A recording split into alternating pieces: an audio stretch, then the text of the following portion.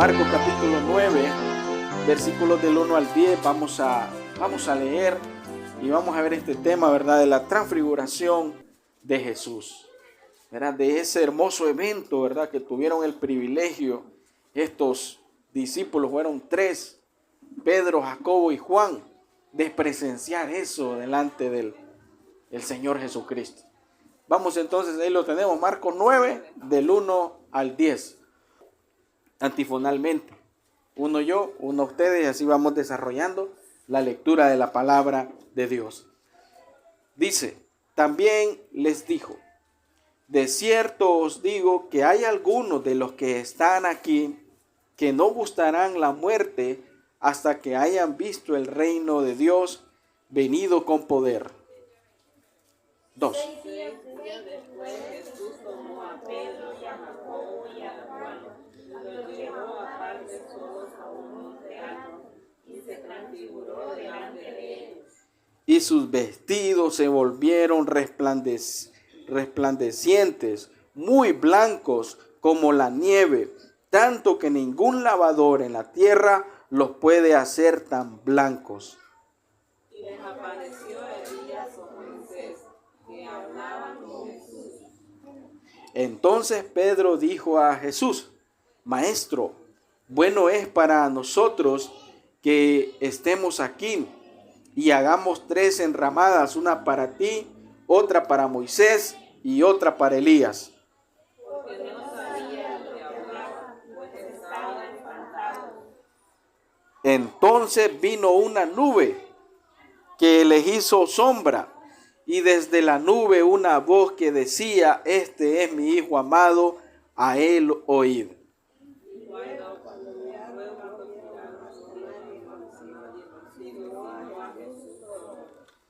Y descendiendo ellos del monte, les mandó que a nadie dijesen lo que habían visto, sino cuando el Hijo del Hombre hubiese resucitado de los muertos. La palabra de Jesús sería aquello de resucitar de los muertos. Amén. Ahí vamos a tener la lectura y vamos a dirigirnos a Dios en palabras de oración. Vamos a orar. Padre, gracias te damos, Señor eterno, maravilloso Dios. Te damos gracias por todas las bendiciones, por estar reunidos aquí, Señor, nuevamente. Por vernos, Señor, nuevamente, Señor, y tener esa comunión, ese compañerismo, Señor, entre hermanos, y poder, oh Dios, adorar y exaltar tu bendito y santo nombre. Padre, bendice nuestras vidas, nuestra mente y nuestro corazón en este tiempo. Que seas tú guiando nuestras mentes, Señor, que sea tu Espíritu Santo iluminando nuestros corazones para poder entender y comprender qué es lo que tú, Señor, nos pides, Señor, en tu palabra. Háblanos, Señor, y capacítanos para que nosotros podamos, Señor, día tras día, aplicar, Señor, tu palabra a nuestro diario vivir. En el nombre de Jesús hemos orado. Amén y amén. Mis hermanos, la transfiguración tiene una relación grande con lo que Jesús menciona en el versículo 1. ¿Sí? Recordamos lo que dice el versículo 1. De cierto digo que hay algunos de los que están aquí que no gustarán la muerte hasta que hayan visto el reino de Dios venido con poder. Y qué tremendo, ¿verdad? Porque ya los discípulos todos murieron, pero a partir del versículo 2 empieza lo que es el tema de la transfiguración. Y cuando hablamos de transfiguración, estamos hablando que transfiguración es igual a cambio de forma. Viene la palabra de 2 palabras del griego, meta, que significa cambio, y morfe, que significa forma. Un cambio de forma hubo ahí de nuestro Señor Jesucristo, donde manifestó su gloria. Por eso en esta noche vamos a ver Jesús y la manifestación de su gloria. ¿Verdad? Se transfiguró delante de sus 3 discípulos, Pedro, Jacobo y Juan. Qué privilegio los que tuvieron estos hombres. Hermanos, y hay una relación con lo que mirábamos también la semana pasada en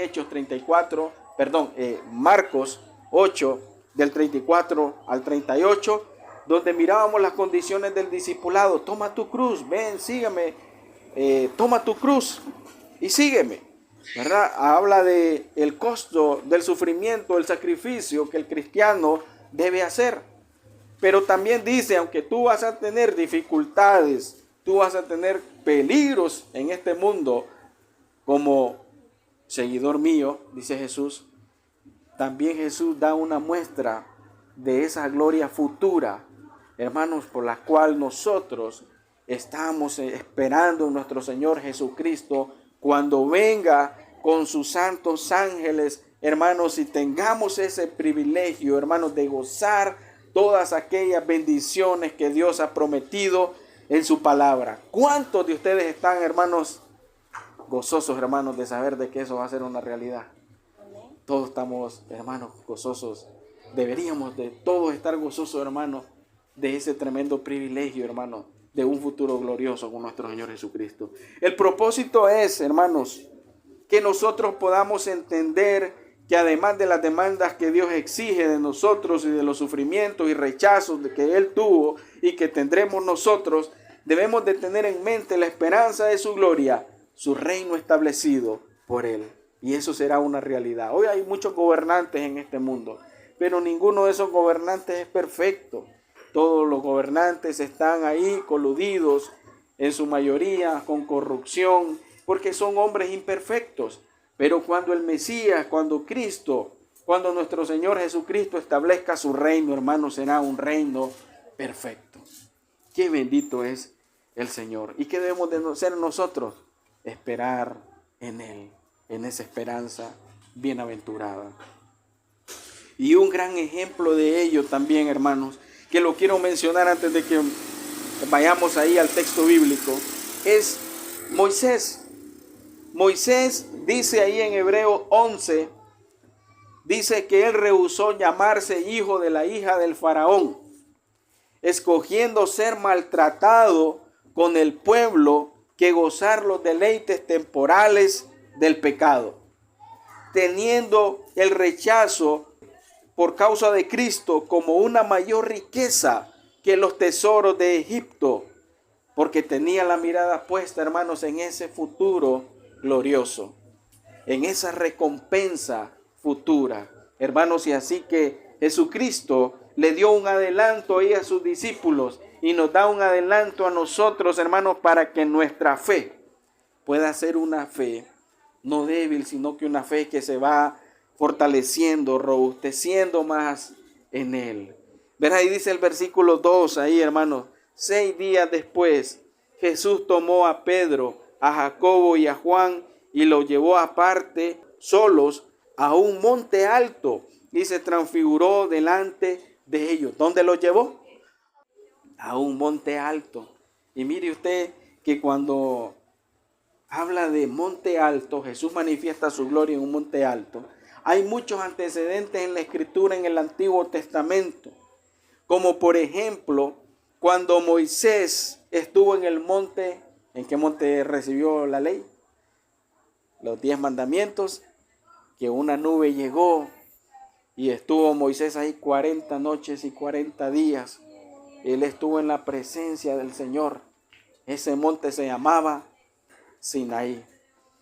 Y lo llamaron en ese entonces, ahí en Éxodo 24, el monte de Dios, porque Dios estuvo ahí. Entonces Dios elige, hermanos, como quien dice, ¿verdad? Esos montes altos significan, hermanos, la presencia también de Dios, de cómo Dios quiere comunicarse y tener comunión con su pueblo. También, hermanos, voy a mencionar a otro, porque si ustedes se dieron cuenta, Moisés es un personaje del Antiguo Testamento mencionado en este pasaje, y el otro es Elías. Y dice, hermanos, que Elías también, hermanos, recibió palabra de Dios en un monte. ¿Cómo se llamaba ese monte? ¿Y alguien sabe cómo se llamaba ese monte? Se llama Horeb. En el monte Horeb estaba ahí.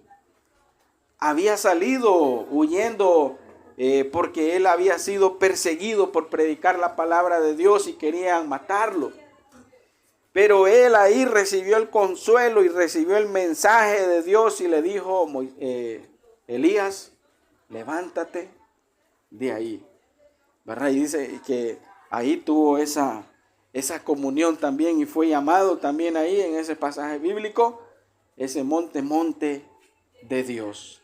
Entonces Jesús decide también transfigurarse, mostrarles, hermanos, ese privilegio, esa gloria futura, ese adelanto, por decirlo así, a sus discípulos y a nosotros en ese monte alto. Se transfiguró, hermanos, delante de ellos. Pero también vemos, como ya lo hemos mencionado, vamos a ver estos dos personajes, hermanos, en esa transfiguración. Pero antes de estos dos personajes, dice el evangelista Marcos que la transfiguración de él está en el versículo 3. Dice que sus vestidos se volvieron resplandecientes, muy blancos como la nieve, tanto que ningún lavador en la tierra los puede hacer tan blancos. No había de tal cloro o el mejor detergente o tantas cosas, hermanos, que nosotros utilizamos para lavar nuestra ropa y que nuestra ropa quede lo más limpia y lo más blanco posible. Dice que esa transfiguración fue tan especial que no se puede comparar con nada de lo que en este mundo, hermanos, puede hacer con excelencia. No se compara en lo más absoluto. Y dice en el versículo 4 que se les aparecieron dos personajes. ¿Cuáles fueron estos personajes? Ya los mencionamos: Elías y Moisés. Y dice que les apareció Elías con Moisés, que hablaban con Jesús. Estaban hablando con Jesús. Hermanos, y estos personajes, por supuesto, Dios hace cosas maravillosas y cosas grandes. Estos fueron hombres que amaron a Dios. Dice que Moisés sí murió, pero también dice que Elías fue llevado, ¿no?, en un carro de fuego, ¿verdad? Fue llevado en un carro de fuego. Estos fueron grandes hombres de Dios. Elías representa a los profetas. Elías era considerado por el pueblo de Israel, por los judíos, como uno de los profetas con más poder de parte de Dios. Era un hombre muy respetado. Y también vemos a Moisés. Y Moisés representa la ley, ¿verdad? ¿Quién escribió los primeros 5 libros de la ley? Moisés. Entonces representaba, hermanos, en pocas palabras, lo que es el antiguo pacto, el antiguo testamento, ¿verdad? Siempre que la Biblia o cuando Jesús se refería a los profetas, ¿verdad?, y a la ley, sin duda alguna se estaba refiriendo a los escritos del Antiguo Testamento. Y podemos decir, hermanos, que el Antiguo Testamento, por supuesto, es palabra de Dios y es sombra de lo que había de venir, ¿verdad? De hecho, nosotros no podemos decir, no, a mí el Antiguo Testamento ya no me interesa. Tenemos que leer y estudiar el Antiguo Testamento también. Pero mire usted que estos hombres, aquí por ejemplo en Marcos, no da muchos detalles de qué estaban hablando con Jesús estos hombres. Estos hombres se les aparecieron ahí también, de una manera especial, ahí de una manera siendo transformados ahí. Pero el evangelista Lucas, en 9:31, dice que ellos estaban hablando de la partida de Jesús. Es decir, cuando Jesús muere, cuando Jesús resucita y luego cuando Él es ascendido al cielo. Entonces, Cristo y Dios tienen todo planificado, bajo orden. ¿Por qué? Porque Él es el soberano, hermano. Imagínense que Él tiene todo bajo control. Él tiene todas las cosas ya establecidas, cómo van a ocurrir. Desde Génesis hasta Apocalipsis nos dice, ¿verdad?, cómo va a finalizar el tiempo de los siglos aquí en este mundo. No hay nada que Dios deje al azar. Y sabe, hermanos, qué importante es eso. Porque eso significa, hermanos, que nuestra fe debe estar más fundamentada todavía. ¿Saben por qué? Porque nosotros estamos del lado correcto. Nosotros estamos del lado de Cristo, que Él ya venció el pecado, a la muerte, ahí en la cruz y resucitando de la muerte, de la tumba. Él tiene todo bajo control. Sin duda, quizás sus discípulos, ellos pensaban, quizás que pudo haber dudas en algún momento de parte de ellos y decir, mira, esto va a ser bien difícil seguir a Cristo Jesús. Pero Cristo les está demostrando aquí, hermanos, que todas las cosas van a salir bien. Que aunque ellos iban como ovejas en medio de lobos, y usted si es cristiano y tomó una decisión por Cristo, igualmente nosotros vamos como ovejas en medio de lobos. Pero Él está diciendo, todo va a salir bien porque todo está planificado por el Padre.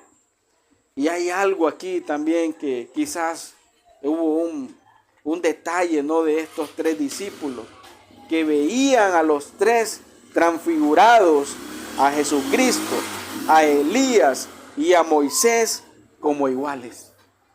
Entonces ahí entra en acción ¿quién? Porque usted sabe que Jesús, aunque estos fueron grandes hombres, aunque estos Elías y Moisés fueron grandes personajes, no son igual a Dios, no se pueden igualar al nivel de Jesucristo. Y por eso entonces entra en acción la voz de ¿quién? De Dios Padre, ¿eh? Pero antes de eso, en el versículo 5, le dice, entonces Pedro dijo a Jesús, Maestro, bueno es para nosotros que estemos aquí y hagamos 3 enramadas, como 3 chozas, una para ti, otra para Moisés y otra para Elías. Entonces por ahí también algunos comentaristas dicen, es que lo estaban viendo igual. Pero aquí entra en acción entonces la voz del Padre. Dice el 6 todavía, porque no sabían lo que hablaban, pues estaban también espantados, ¿no?, de algo que estaban viendo de una manera sobrenatural. Y no era algo común lo que estaban viendo. Entonces dice el 7, vino una voz que les dijo, que les hizo sombra, y desde la nube una voz que decía, este es mi Hijo amado, a él oíd. Hermano, qué tremendo. A él oíd. Jesús manifiesta su gloria, hermano, porque el Padre ordena oírlo solamente a él.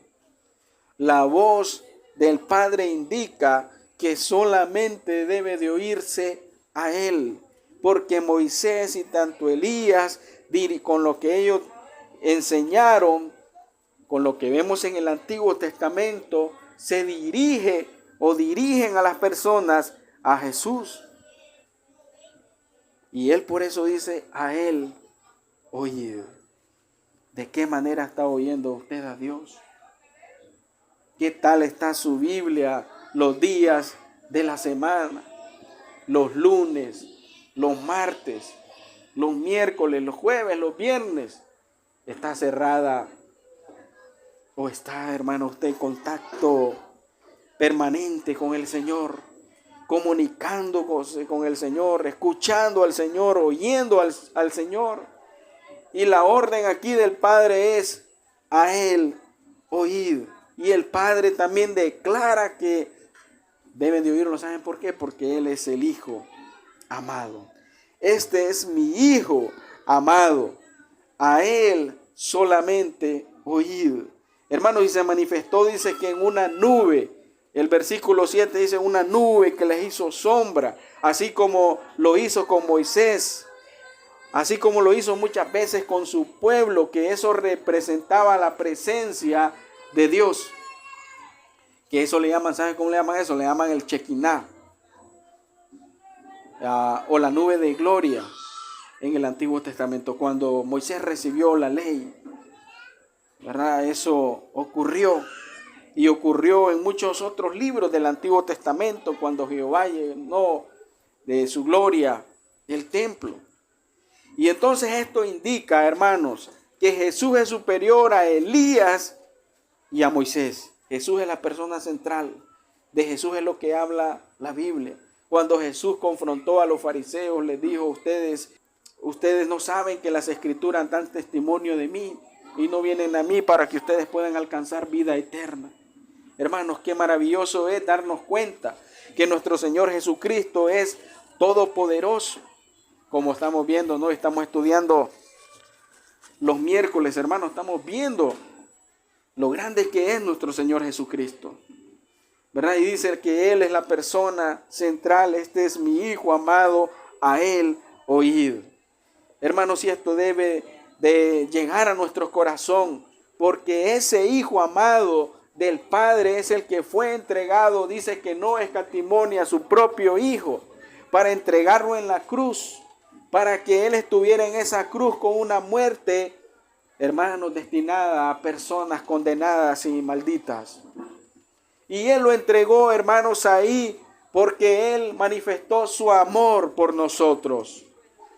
Y qué maravilloso amor de nuestro Señor Jesús, de Dios Padre, nuestro Señor Jesucristo, quien no cometió ni un pecado y estuvo pagando la pena, la condenación del pecado por nosotros, que sí, hermanos, habíamos pecado o somos pecadores. ¿Cuánto más, hermanos, no vamos nosotros a obedecer esa voz del Padre que dice: este es mi Hijo amado, a Él oíd, a Él oíd? Hermanos, qué maravilloso es. Dice que cuando la nube se desvanece, dice que Él queda solo en el versículo 8. Y luego, cuando miraron, no vieron más a nadie consigo, sino a Jesús solo. Tanto Elías y Moisés cumplieron su obra, al igual que Juan el Bautista dijo. Hermanos, ¿se acuerdan de esas palabras de Juan el Bautista? Dijo: es necesario que Él crezca y que yo vaya menguando. Hermanos, qué maravilloso. Ellos cumplieron su obra, estos hombres, hermanos, y quedó, dice ahí, Jesús solo. Hermanos, y vemos que Pedro quedó tan impactado, hermanos, que cuando él escribe una de sus cartas, él cuenta y da testimonio de esto. Segunda epístola de Pedro, 16 y 18. Ahí es el titulito: Testigos presenciales de la gloria de Cristo. Léalo ahí. Porque no os hemos dado a conocer el poder y la venida de nuestro Señor Jesucristo, siguiendo fábulas artificiosas, sino como habiendo visto con nuestros propios ojos su majestad. Pues cuando Él recibió de Dios Padre honra y gloria, le fue enviada desde la magnífica gloria una voz que decía: este es mi Hijo amado, en el cual tengo complacencia. Y nosotros oímos esta voz enviada del cielo cuando estábamos con Él en el monte santo. Amén. Él lo dice ahí, hermanos, que ellos fueron testigos presenciales de la gloria de Cristo, de cómo Cristo manifestó la gloria en ese monte, ¿no? Que le llaman también Monte Santo, haciendo referencia al Antiguo Testamento, que también menciona Monte Santo cuando Dios se aparecía o cuando Dios le hablaba a sus siervos. Hermanos, qué maravilloso. Dice: no hemos dado a conocer el poder, oiga bien, y la venida de nuestro Señor Jesucristo siguiendo fábulas artificiosas. Era algo real. Lo que Pedro, lo que Juan, lo que Jacobo vieron, que ellos lo palparon con sus propias manos, dice Juan, el verbo de vida, hermanos, es una realidad. Y todas esas promesas, hermanos, que aún faltan por cumplirse, se cumplirán. Y de eso nosotros debemos de estar seguros. Pero también dice, hermanos, ahí en el versículo, siguiendo en Marcos 9, versículo 10, versículo 9. Y descendiendo ellos del monte, les mandó que a nadie dijesen lo que habían visto, sino cuando el Hijo del Hombre hubiese resucitado de los muertos. Eso fue lo que ellos hicieron. Ellos lo hicieron sin duda alguna muchas veces, lo hicieron en sus cartas. Y dice el 10, y guardaron la palabra entre sí, discutiendo qué sería aquello de resucitar de los muertos. No lo habían entendido completamente los discípulos, pero al final por supuesto que lo entendieron. Pero vemos ahí también que Jesús manifiesta su gloria, hermanos, con su muerte y resurrección. Hermanos, Jesús habla de su resurrección. No debían de comentarlo. Y debemos de ser conscientes que es a través de su muerte y resurrección, que Jesús da vida y vida eterna. Hermanos, si Jesús resucitó, hermanos, créame que es una manifestación de su gloria. Si Jesús no hubiese resucitado, como lo dice el apóstol Pablo, hermanos, usted y yo estaríamos aquí perdiendo el tiempo. Pero nuestra fe no es vana. Dice que nuestra fe, hermanos, es verdadera. Hermanos, y ahí nosotros debemos de estar seguros en todas esas promesas que Él, hermano, ha establecido. Hermanos, y de que esa gloria futura y que esa esperanza futura será una realidad. Que todos los sufrimientos, hermanos, que nosotros podamos encontrar en este mundo, hermanos, dice la palabra de Dios en Apocalipsis, que hermanos, allá no habrá más llanto, más tristeza, más dolor, más angustia, porque solamente estaremos necesitando de la presencia de Dios en nuestras vidas. Hermanos, y qué maravilloso es el Señor. Para concluir, Jesús manifestó su gloria como cuando Dios se manifiesta a sus siervos en el Antiguo Testamento en los montes.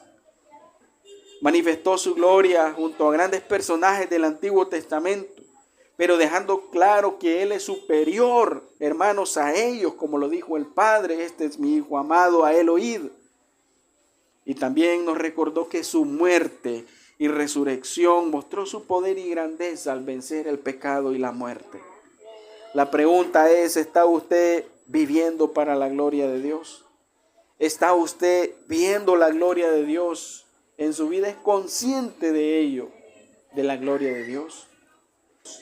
Quizás no con la experiencia sobrenatural que tuvieron estos tres hombres, pero hermanos, en sus momentos, hermanos, de estudio, de lectura, de meditación de la palabra de Dios, de oración, de servicio, de comunión con la iglesia, de comunión con sus hermanos, sin duda alguna podemos ver la grandeza y la gloria de Cristo. Determine ahora no vivir un cristianismo nominal. Que Dios nos guarde, hermanos, que nosotros podamos vivir un cristianismo nominal, sino un cristianismo que tenga una viva comunión con Dios y pueda estar convencido de disfrutar de un futuro glorioso cuando Cristo venga por su iglesia. Hermanos, qué decisión.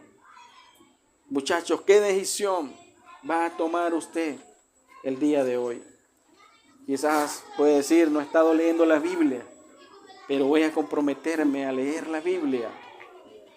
No he estado orando al Señor, voy a comprometerme a orar y hablar con el Señor. Incline su rostro en esta hora. Vamos a orar.